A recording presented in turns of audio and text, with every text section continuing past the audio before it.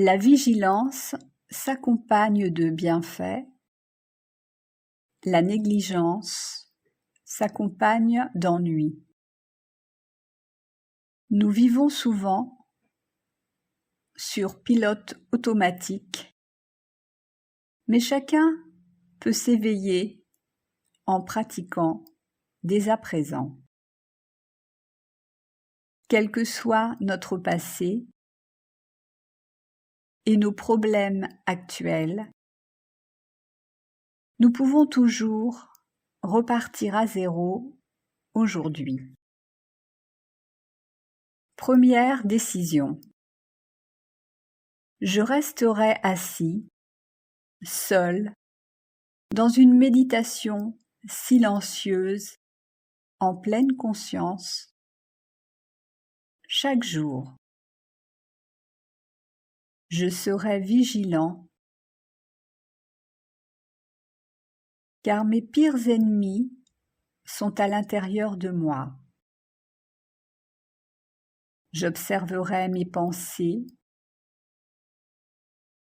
Je ne regarderai pas derrière en me délectant du passé. Je ne me projetterai pas non plus dans le futur. Je resterai dans le présent, sans désir, sans souci, ni attachement, en pratiquant la vision profonde, la pleine conscience. Je vivrai chaque moment comme s'il devait être le dernier. Deuxième décision. Les mots ont le pouvoir de guérir et de détruire. Quand ils expriment la vérité et la compassion, ils transforment. Donc, où que j'aille, quelle que soit la personne que je rencontrerai, je lui offrirai quelque chose. Cela peut être un sourire, un compliment, une fleur ou une prière.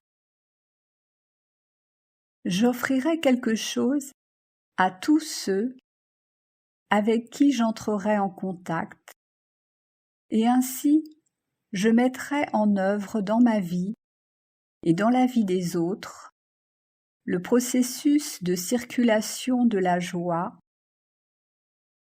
de la richesse et de l'abondance. Je recevrai tous les dons que l'on me fera avec gratitude. J'accepterai aussi les dons de la nature, la lumière du soleil ou le chant des oiseaux. Je m'ouvrirai également aux dons des autres,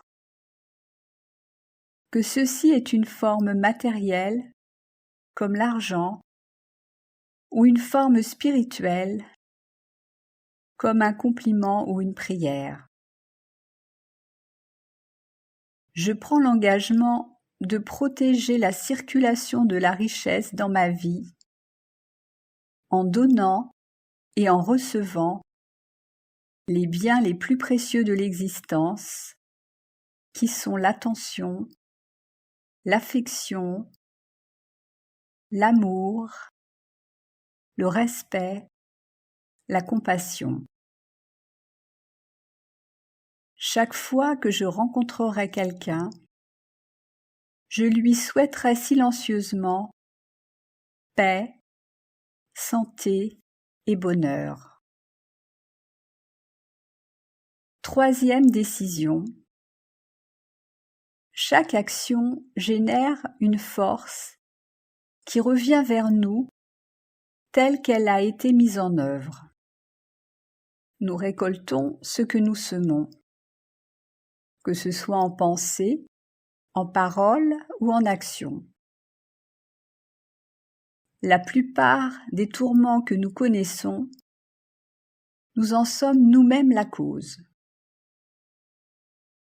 Lorsque nous choisissons d'agir pour donner du bonheur et le succès aux autres, alors les fruits sont le bonheur et le succès pour nous-mêmes. Je serai donc à chaque instant le témoin de mes choix. Par ma seule observation, ceux-ci seront portés à l'attention de ma conscience. Je sais que le meilleur moyen de préparer le futur est d'être totalement conscient du présent. À chaque fois que je prendrai une décision, je me poserai 2 questions. Quelles sont les conséquences du choix que je suis en train de faire? Et apportera-t-il satisfaction et bonheur à moi-même comme à tous ceux qui en seront affectés? 4e décision. Nos désirs génèrent beaucoup de tensions, comme la peur de ne pas obtenir ce que l'on désire et la peur de perdre ce que l'on a obtenu. Les désirs proviennent d'une insatisfaction, d'un manque qui se trouve à l'intérieur de nous. Je pratiquerai donc l'abandon. J'accepterai les personnes, les situations et les événements comme ils se présentent. Je saurai que ce moment est tel qu'il est parce qu'il est tel qu'il doit être. Je ne me rebellerai pas contre l'univers en me rebellant contre ce moment. Mon abandon sera total. J'accepterai les choses comme elles sont, à saint instant, et non pas comme je voudrais qu'elles soient.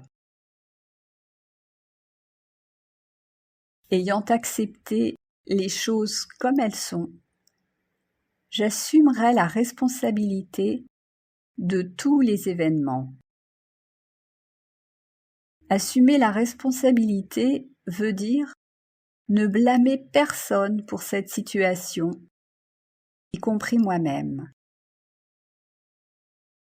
Je considérerai aussi que tout problème est une opportunité déguisée pour apprendre, grandir.